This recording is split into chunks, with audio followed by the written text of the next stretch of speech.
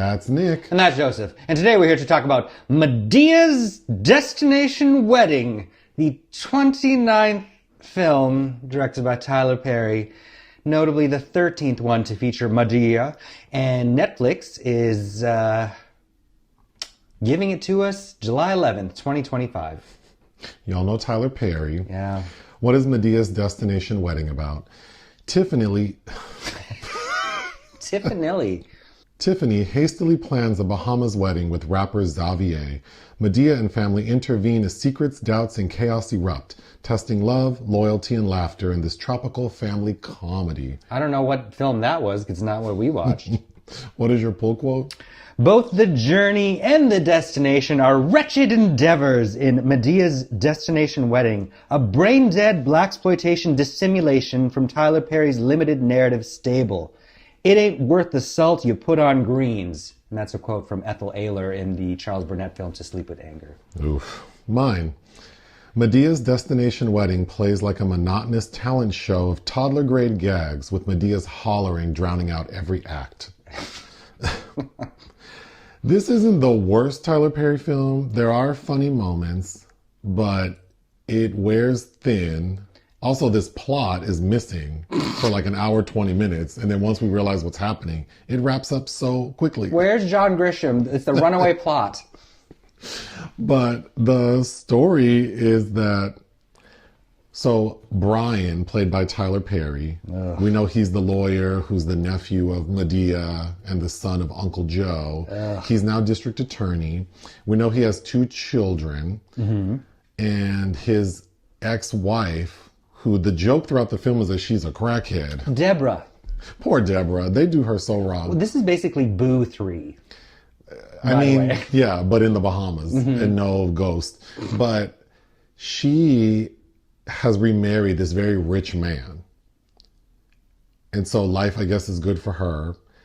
And so the opening of the film is that the ex-wife wants to meet Brian to talk about something. And that's when Tiffany shows up with her new man, Xavier, played by Xavier Smalls, who we know as the sexy stripper from Beauty and Black. Oh, yes. And he's an asshole. He's like this wannabe rapper who doesn't seem to respect anyone, including himself.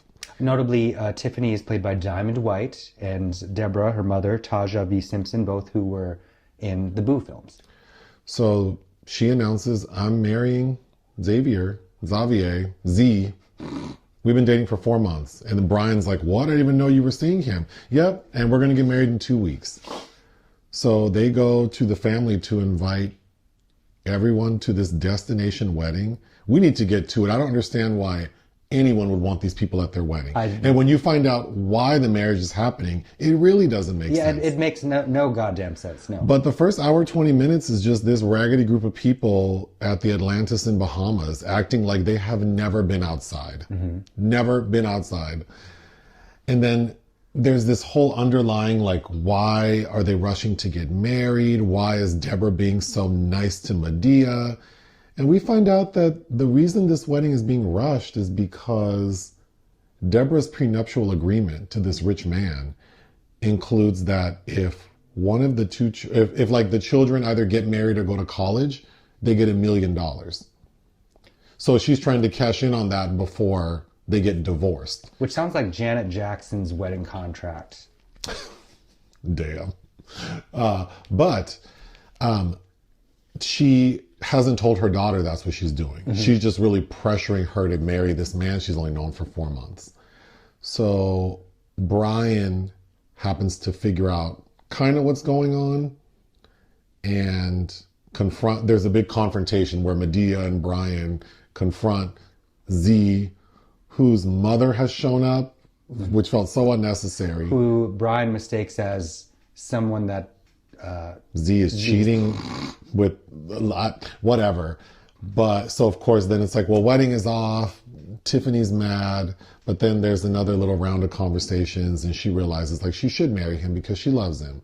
So we have the quickest wedding in cinema history, which is actually like a joke in the movie. Mm-hmm. And then they check out at the end. Yep, there's a big bill to be paid. Oh my. We'll get to it. What did I like? I do like Tamela Mann. I thought she has nothing to do with this. No, but she's sweet. She's sweet. But she's always there to be like, Uncle Joe, no.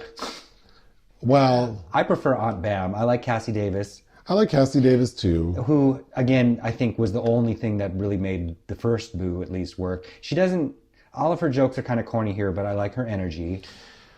Of course, Madea has funny moments, although she's one note. And after 13 films and 20 years, it's like the same, she says the same things over and over again. So I thought, the opening is kind of ridiculous, but I feel like had a little life to it.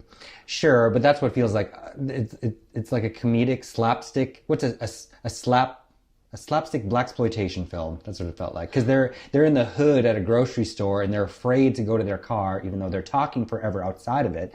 And then they go get gas, and while Medea's pumping gas, somebody tries to rob her, and she sprays them with.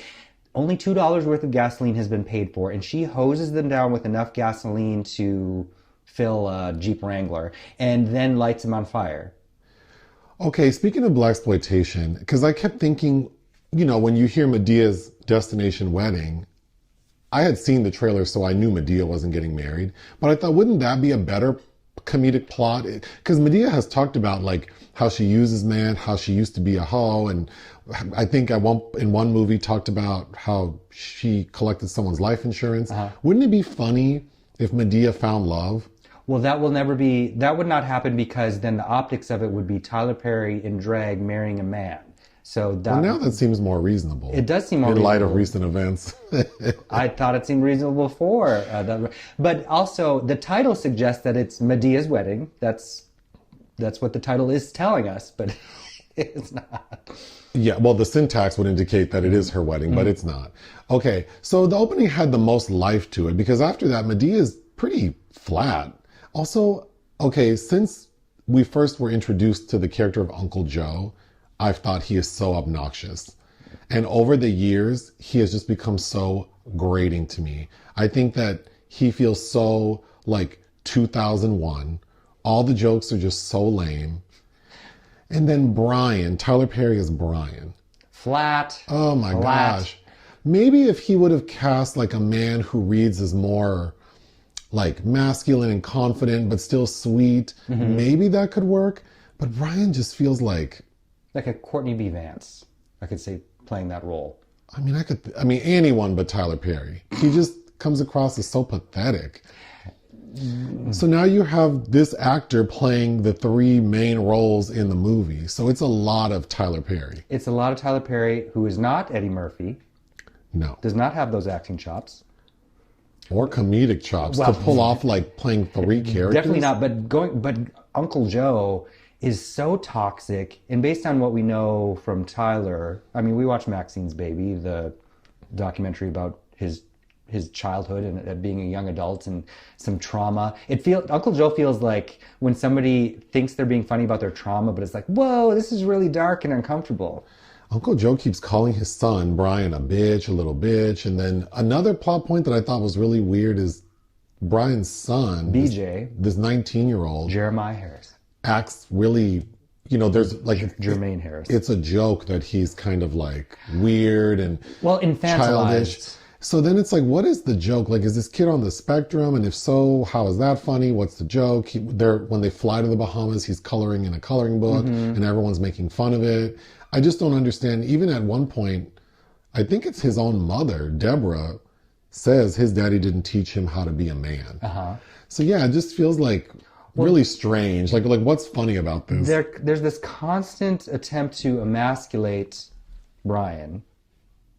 Yeah. By Debra, which goads him into paying for this lavish wedding, even though he can't afford it. Even though he is a lawyer, and I would assume that he makes decent money. He's the district attorney. I would assume that he's bulking at having to pay. So it's like, what? Where's all your money going, sir? But not only that, he doesn't like Z, because Z is being very disrespectful, and no dad would want their daughter to marry Z. So then it's like, why would you even pay for a wedding that you don't want to have happen? Exactly, especially since you're constantly trying to shame your ex-wife who had substance abuse issues.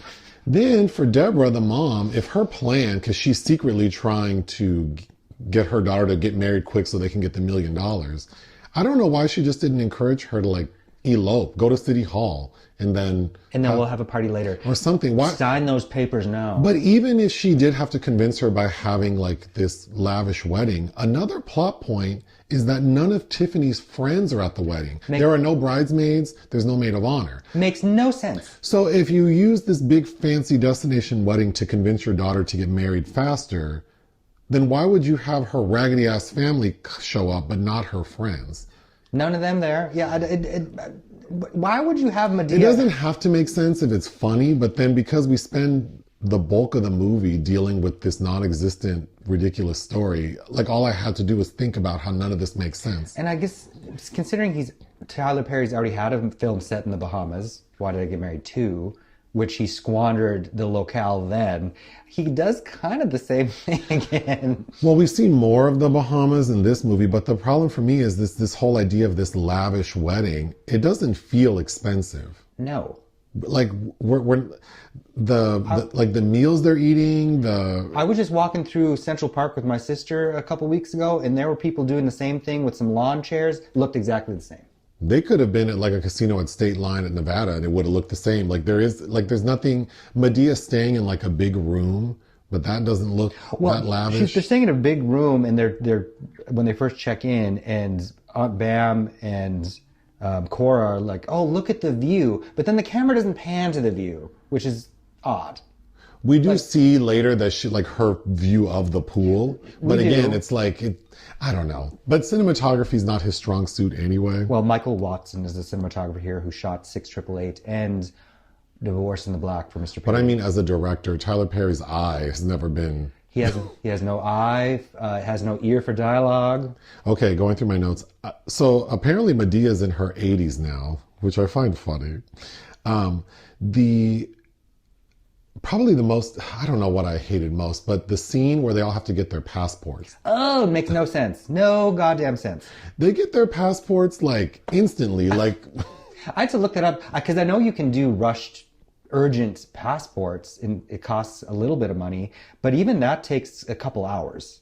They're getting them in real time, which I think is funny. And then somebody gets arrested at the whatever office that they're at filling out paperwork, which also makes no sense. And then the joke is that Madea is afraid that her criminal background is going to affect her getting a passport and might get her arrested. So right as she's about to take her passport photo, a cop comes in and whispers something and takes over. Mm-hmm. So Madea runs out and then in an attempt to leave the building, runs through a glass window. Like the Kool-Aid Man. And then they're like, ma'am, here's your passport. No, are you okay? That does not work that way. I mean, I can't imagine that Mr. Perry's had to renew his passport in a long time, but that's not how that works. I got sidetracked, but I thought another, thinking of other story ideas that would have made sense, having Madea marry a man and maybe a rich man, and then the next movie, like if they're trying to keep this universe going, this is not the way to do it. Like, yeah. I feel like they should have had Madea marry someone, and then maybe in the next movie that person mysteriously died, and now Medea's rich. You wouldn't even have to show him. That could have been a gag as well. Like she's walking down the aisle and there's a cliffhanger. In the next movie, he's dead. Or it's a man who's like 100 years old in a hospital bed, and so the only time we see him is like Rico Ross's character in Beauty and Black, where he's just in the hospital bed. You could do let your imagination run amok. The other thing I thought was like, maybe do like a blaxploitation film. Yeah. Like, since none of this shit makes sense anyway, why not send Madea back to the 70s? Mm-hmm. Get Pam Grier in there. She's still around. Come on. Yeah, do that. Nope. Or I was thinking because Bam and Cora, I do like the energy of the three, Madea, Bam, and Cora. Send them to like maybe Madea gets sentenced to like anger management, so she gets sent to some fancy retreat in Malibu, and then have her around all these fancy people who are pretending to try to get better. I just don't know that. I don't know what about this scenario, them in the Bahamas. The only gag is really that they are spending a lot of money. And like, I just don't think that's that funny. That Brian ends up getting saddled with was just so stupid and lame. And then Brian, like, I don't know why, even never mind how Tyler Perry paints black people based on Madea and her clan, but as a father figure, he doesn't like Z, and there's the one confrontation scene where he speaks with him. He's like, I don't like you, you should prove me wrong. Within that same exact scene, he's like, yeah, you have my blessing to marry my daughter. Well, let's talk about that more, because I was very bothered that Brian tells Z, like, you know, as district attorney, I try to give black men chances, and some of them don't take it, and it's really frustrating. I'm trying to give you a chance. And I just thought that's so problematic, because in the opening, when Brian learns that his daughter's marrying Z, he goes back to his district attorney's office and looks up Z in his like criminal database. And then Brian's handsome like assistant comes in and he says like, oh, my daughter's marrying this guy, but he doesn't have a criminal record. I can't find anything on him. Maybe you can talk to your connects at the FBI, because this can't be right that this guy doesn't have a record. And I just thought, what about this very handsome man leads you to think that he's a criminal? I just don't know why. I don't know. Tyler Perry just...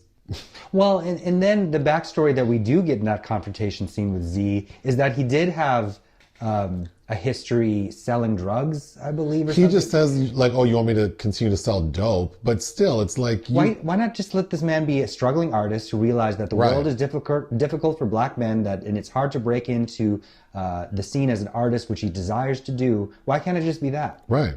It's always this. Well, that's what we were talking about right after, is even how they do Debra dirty. Why does she have to be a crackhead? Why can't she just be your ex who can't stand you, and now she's married to a rich man, and it shows she's showing you up at your daughter's wedding?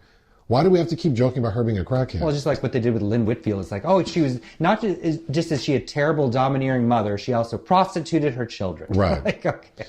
Okay, moving on. The airplane scene. That bothered me. It's like, these people have never left the house. They all get on the plane and immediately there's a scene because Madea thinks she should be in first class. Has Madea ever been on a plane? She's acting like she's never been to the airport. Because when they pull up to the airport, she's acting like this is amazing, but then somehow gets on the plane and thinks she should be in first class. Mm-hmm. And so then that's the gag. I didn't think that was funny. Well, and then, so BJ's has a coloring book as a 19-year-old, and then is listening to Beethoven's Fifth. So there's some clunky jokes about Beethoven the dog and mispronunciations of that name. And then Uncle Joe lets him listen to his music, which is Young Thug. And then that song has a lot of references to female genitalia. And the child is shocked. That's not funny. Then Mr. Brown gets up to use the bathroom and says, ooh, I'm gonna blow this bathroom up. And so the U.S. Marshal tackles him, and then Mr. Brown shits on himself. That's the level of comedy we're getting. That Mr. Brown shits on the airplane. Scatological. It's so dumb. It's almost breathtakingly stupid in some moments. Okay, there is one scene that I thought was funny. When they check into Atlantis, and because Brian's been saying, I'm going to take care of it, I found ways to budget. And there are like, 8 of them?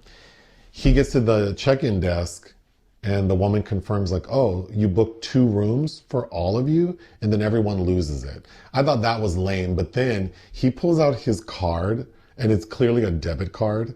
And so everyone's making fun of him. I did think that was funny. That small little bit is amusing, but then because that's the first thing I thought was like, not him pulling out a debit card. Yes. But then Debra comes up, who looks quite fabulous with her hair in that scene. And she is like, oh, I have a flight of rooms on reserve because I knew this fool was going to pull some kind of bullshit like this. And then there's more economic talks like, oh, my husband got you a deep discount. What's that? Half price. What's the cost of the room? $100 just for you. But then it's like, wait, he doesn't ask then, how much am I paying for 7 rooms? Well, so then, right.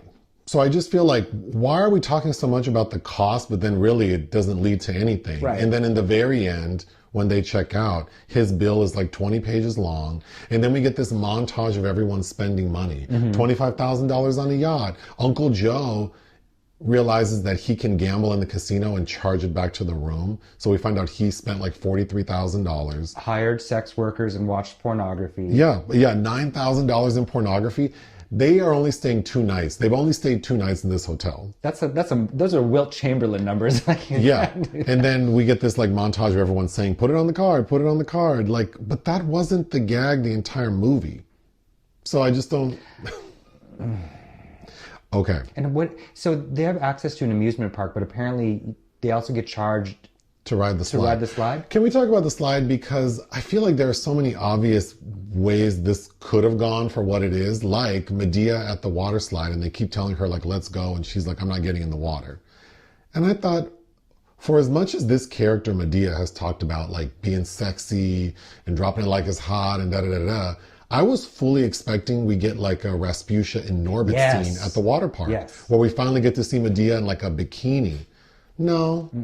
No, literally, they just cut to the next scene. Not going to do that. Would take too much time. And as we know, every single one of these is a rush job. But, you know, I'm sure that the whole entire cast had a very nice 48 hours. Well, I don't know, because Tyler Perry's going on my worst hair and makeup list for Brian. First of all, Brian's makeup is casket ready. But worse than that is his hair, because they're only there for 2 nights. And we see him have fully dyed, his hair is shaved, but you see stubble. And in some scenes, it's like, oh, they just colored it this morning, so it's black. And then in some scenes, it's salt and pepper. Beauty in black. There's a scene where they're having brunch and it's fully gray. And then sometimes his beard is not fully covered. I just thought that was so distracting. And then his makeup is garish. What do they call that? Cremation number 5? Is that... So I just don't, I mean, it's very clear that this shot over more than a couple days based on the growth, but it just feels very slapshot to me. Well, like just about every single film he's ever done. Also, I loathed the score. I'm going to butcher this poor person's name. I'm sorry. Jean-Nic Bontemps, who also goes by the name JB, who did the score for a fantastic documentary called My Name is Polly Murray. Please see that if you haven't. But, it's doing this almost like Pink Panther-esque bullshit, and then when there are emotional scenes, it's just like, it's bad. Okay, so I hated this whole, like, what's the secret? Why is she getting married so fast? What is Debra trying to pull? Why is Debra being so nice to Madea? Why did Debra get Madea, like, the biggest suite at Atlantis? But then, of course, that turns in, I mean, there is no reason. She just says, like, well, Tiffany really values your opinion. Really? Because Tiffany was really disrespectful when she showed up to Medea's house to invite her to the wedding. Tiffany clearly doesn't care what anyone thinks. And Tiffany walks in like she doesn't know Madea would whoop her ass. Like, that's why I just think, like, that logic makes no sense. Then there's some more mystery because Z is having a bachelor party. And they're making it seem like something's going to happen at this bachelor party. And then Z is sort of like sneaking around inviting everyone. Should Brian be invited? I don't know. And then we get to the bachelor party and there's nothing nefarious happening. There is nothing. He's just having a bachelor party. And then when they show up to the club, because Mr. Brown asks, like, well, is there going to be gospel music there? If there is, I'll go. Man, no. So then they show up and there is gospel music playing in the club. And then the people in the club are kind of bouncing back and forth. And then Tyler Perry paid for... Why would Z have... Whatever. Tyler Perry pays for Church Girl by Beyonce. Yeah, he did pay for that. I can't believe that he paid for that, to have this stupid scene. But won't pay for anything else. Okay, Tiffany. I wrote down she reminded... Beautiful. Very beautiful. She was giving me like the black Rachel Zegler. Oh, she's... The way she's doing her mouth and the way she's acting, I just thought that was terrible. Oh, she seems sweet. Her hair looked nice. Okay, Tiffany's stepdad, the rich man. We meet him in the casino. So he has shown up to this wedding. His name is Dennis. And we meet him having a conversation on the phone, talking very loudly but not yelling, explaining the details to his wife, who is also on the property, about their prenuptial agreement and how he'll give $1 million if one gets married or goes to college. Ah, the jig is up. Does that make any sense? Of course that not. He would be explaining that way to the lady in the same casino she is actually in. I don't know why we didn't get a scene with those two talking face to face and maybe like Medea's eavesdropping. And then she blows up their spot. I don't know why. I guess I haven't had to depend on money like that. But if I did, I would not invite a bunch of people that I didn't need to invite that could blow up my spot. At the end of the day, this movie's not funny enough to make up for the lack of a real story. And yeah, I mean, it's just unfortunate. It is rather wretched. However, there are worse Tyler Perry films. There is that. And for that reason, I wouldn't give it the lowest score. What would you give Medea's destination wedding. It's a solid 1. A 1-star film. I agree. I'd give it 1 out of 5. Join us on Patreon and listen to our podcast. Bye.